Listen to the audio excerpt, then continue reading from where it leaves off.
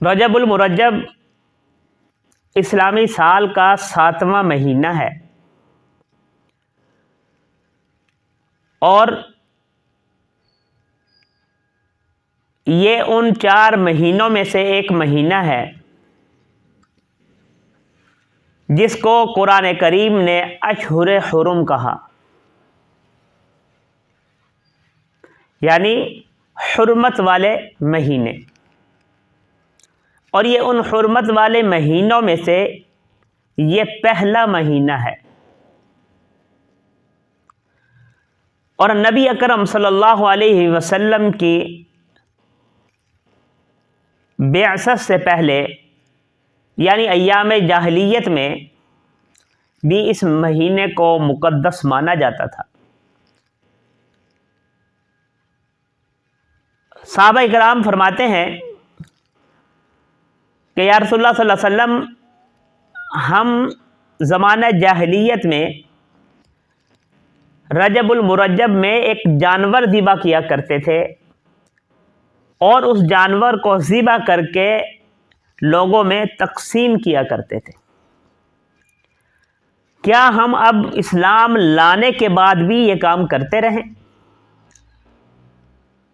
تو آپ صلی اللہ علیہ وسلم نے ارشاد فرمایا کہ اگر اللہ کے نام پہ کرتے تھے تو پھر کرتے رہنے میں کوئی حرج نہیں، یعنی اللہ کے نام پر چاہے آپ پہلے کر رہے ہوں چاہے آپ بعد میں کر رہے ہوں، جو بھی چیز اللہ کے نام پر آپ کر رہے ہوں اس کو ختم نہیں فرمایا آپ صلی اللہ علیہ وسلم نے۔ آپ صلی اللہ علیہ وسلم نے اس کو جاری رکھنے کا حکم فرما دیا اور صحابہ کو حکم فرمایا کہ تم جو طریقہ اللہ کی رضا کے لیے پہلے بھی کر رہے ہو تو وہ اسلام لانے کے بعد بھی کر سکتے ہو۔ ہاں، آپ صلی اللہ علیہ وسلم نے ان تمام کاموں سے منع فرمایا جو اسلام کے شریعت کے خلاف تھے۔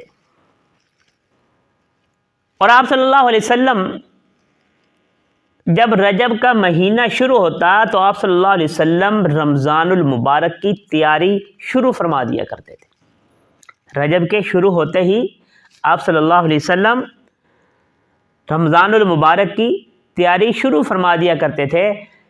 آپ صلی اللہ علیہ وسلم اس دعا کی تلقین فرماتے: اللہم بارک لنا فی رجب و شعبان وبلغنا رمضان۔ اللہم بارک لنا فی رجب و شعبان وبلغنا رمضان۔ اے اللہ، اے میرے پروردگار، ہمارے لیے رجب اور شعبان میں برکتیں عطا فرما اور ہمیں رمضان المبارک تک پہنچا دے۔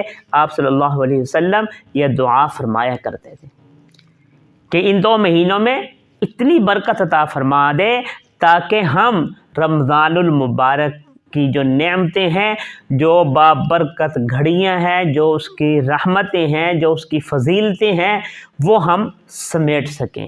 تو اس لیے میرے دوستو، رجب المرجب کا مہینہ شروع ہو چکا ہے، ہمیں بھی یہ چاہیے ہم اس دعا کا اہتمام کریں، آپ صلی اللہ علیہ وسلم کی سنت پر عمل کرتے ہوئے اللہم بارک لنا فی رجب و شعبان وبلغنا رمضان، تاکہ ہمیں حضور اکرم صلی اللہ علیہ وسلم کی اس دعا کی برکت سے ہمیں بھی ہمارے رجب اور شعبان یہ 2 مہینے ہیں، ان میں اتنی برکت ہو جائے کہ ہمیں رمضان المبارک کا مقدس مہینہ میسر آ جائے تاکہ ہم اس میں عبادتیں اچھے طریقے سے کر سکیں۔ اور ایک اور بات، آپ صلی اللہ علیہ وسلم رجب المرجب میں روزے رکھا کرتے تھے۔ بہت سی روایات ہیں جس میں یہ ثابت ہے کہ آپ صلی اللہ علیہ وسلم رجب میں بھی روزے رکھا کرتے تھے۔ اس لیے روزوں کا اہتمام بھی فرمائے اور اس دعا کا بھی اہتمام فرمائے تاکہ ہمیں اللہ تعالیٰ اس کی برکت سے رمضان المبارک کی بابرکت گھڑیاں ہمیں نصیب فرما دے۔